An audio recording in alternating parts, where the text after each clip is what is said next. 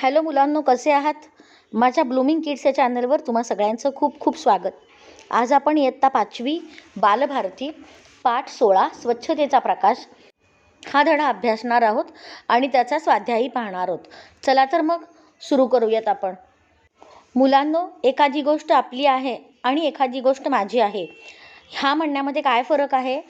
जेव्हा आपण एखादी गोष्ट आपली आहे म्हणतो तेव्हा त्याची मालकी सर्वांची मिळून होते, पण जेव्हा एखादी गोष्ट माझी आहे म्हणतो तेव्हा आपण स्वतः त्या गोष्टीचे मालक असतो आणि आपण त्याची काळजी जास्त प्रमाणामध्ये घेतो, कारण ही गोष्ट माझी आहे.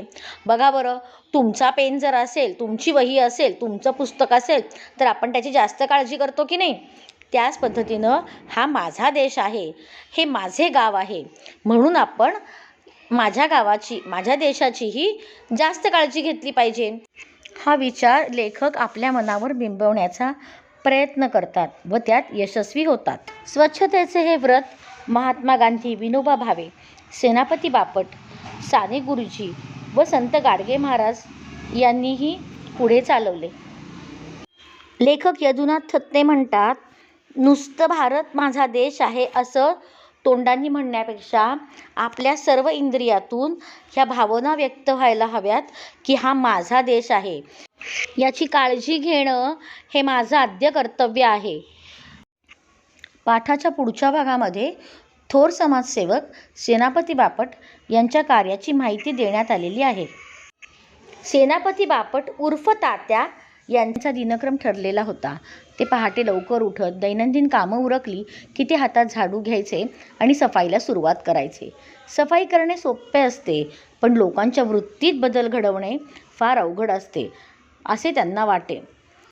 लोकांना स्वच्छतेचे महत्त्व पटवून देण्यासाठी सेनापती बापट यांनी सफाईचे व्रत अबोलपणे आयुष्यभर राबवले आणि नकळत का होईना पण लोकांच्या पण वृत्तीमध्ये बदल होत गेला. आणि एवढा मोठा विलायतेला जाऊन गेलेला माणूस जर सफाई करत असेल तर आपण का करू नये हे लोकांना वाटू लागले.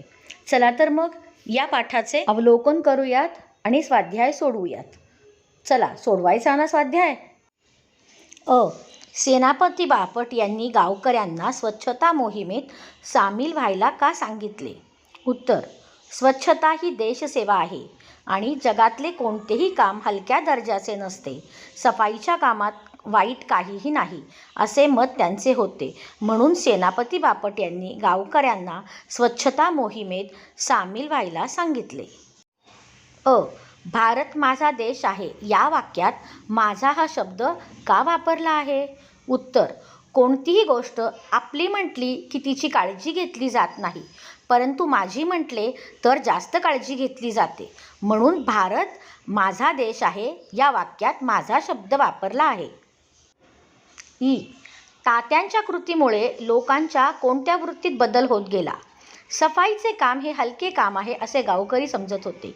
सेनापती बापट यांनी सफाईचे हे व्रत न बोलता आयुष्यभर पाळले.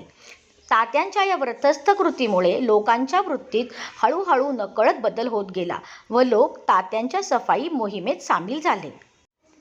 थोर व्यक्ती आपल्याला कशा प्रकारे शिकवण घालून देतात?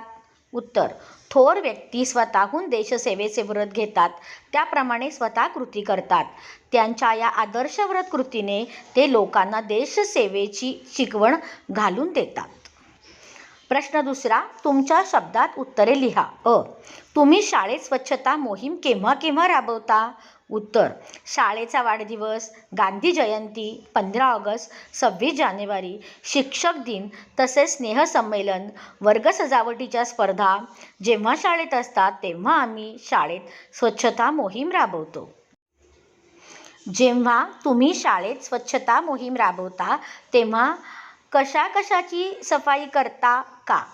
उत्तर: स्वच्छता मोहिमेत आम्ही सर्व वर्ग, व्हरांडा, क्रीडांगण, प्रयोगशाळा, ग्रंथालये, शाळेच्या आजूबाजूचा परिसर, पाण्याच्या टाकीच्या आजूबाजूचा परिसर यांची सफाई करतो. सगळीकडे स्वच्छता असली की मन प्रसन्न राहते. तुमच्या मित्राला स्वच्छता करायला आवडत नाही, तुम्ही त्याला स्वच्छतेचे महत्त्व कसे पटवून द्याल ते 8-10 ओळीत लिहा. उत्तर: आम्ही आमच्या मित्राला किंवा मैत्रिणीला सांगू की स्वच्छता ठेवणे किती महत्त्वाचे आहे. अस्वच्छतेमुळे अनेक रोग होतात. अस्वच्छ हाताने आपण एखादा पदार्थ खाल्ला तर ते रोगजंतू आपल्या पोटात जातात. उदाहरणार्थ, आपण नखे कापली नाहीत तर नखांमध्ये मळ बसतो व तो जेवताना आपल्या पोटात जातो. मग पोटदुखीसारखे आजार होतात.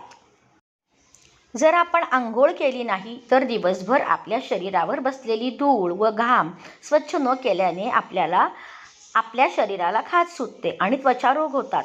केस स्वच्छ न ठेवल्यास डोक्यामध्ये उवा होतात. घरात अस्वच्छता असेल तर रोगांना आमंत्रण दिल्यासारखेच आहे. त्यासाठी घर झाडून पुसून घेणे आवश्यक आहे.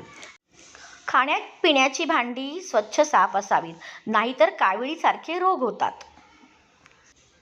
करोनाच्या काळात रस्त्यावर थुंकल्यास 1,000 रुपये दंड आकारण्यात आला होता. आठवतंय ना? थुंकीमुळे रोगाचा प्रसार वेगाने होतो. म्हणून मित्रा, आपण स्वच्छ राहिले पाहिजे. तसेच आपला परिसर पण साफ ठेवला पाहिजे.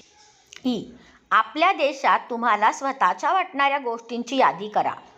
माझ्या देशात मला स्वतःच्या वाटणाऱ्या गोष्टी म्हणजे माझं गाव, माझे शहर, माझा तालुका, माझी शाळा, माझे क्रीडांगण, वाचनालय, रेल्वे, बस, बाग, रस्ते, नद्या, पर्वत, गड, किल्ले, नदी, समुद्रकिनारे, प्राणी, वनस्पती, वन आणि जंगले.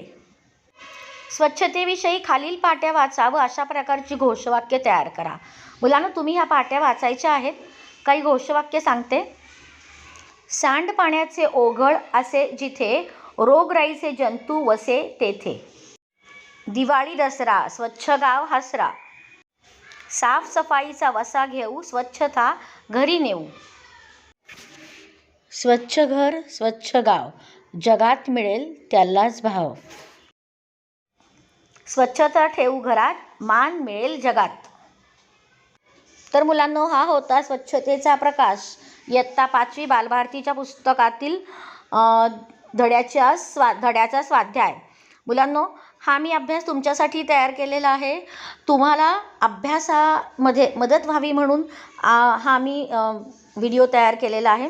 माझा व्हिडिओ जर तुम्हाला आवडला असेल तर लाईक करा, शेअर करा आणि माझ्या ब्लूमिंग किड्स या चॅनलला सबस्क्राईब करा. चला तर मग लवकरच भेटूयात पुढच्या व्हिडिओमध्ये. तोपर्यंत बाय.